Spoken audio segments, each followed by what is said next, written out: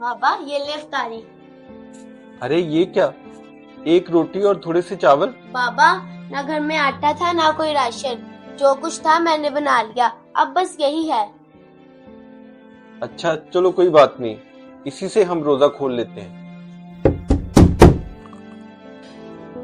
लगता है भाई दरवाजे पर कोई है, मैं जाकर देख कर आता हूँ। जी भैया, मेरा रोजा है, अफ्तारी के लिए कुछ खाने के लिए दे दे। अच्छा तुम रुको, मैं अभी लेकर आता हूँ। जी भैया ठीक है।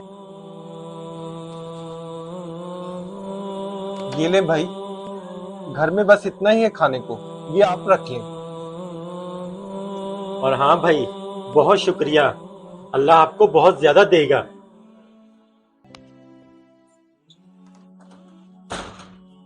अरे बाबा आप सारा खाना तो उसे दे आए, अब हम रोजा कैसे खोलेंगे? अरे बेटा कोई बात नहीं, वो 2-3 दिन से भूखा था, इसलिए सारा खाना उसको दे दिया है। हम पानी से रोजा खोल लेंगे। ठीक है बाबा। लगता है दरवाजे पर फिर कोई आया है, चलो आओ जाकर देखते हैं।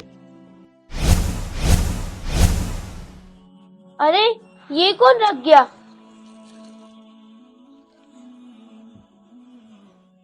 बेशक, रोजेदार के लिए अल्लाह की तरफ से बड़ी नेमतें हैं।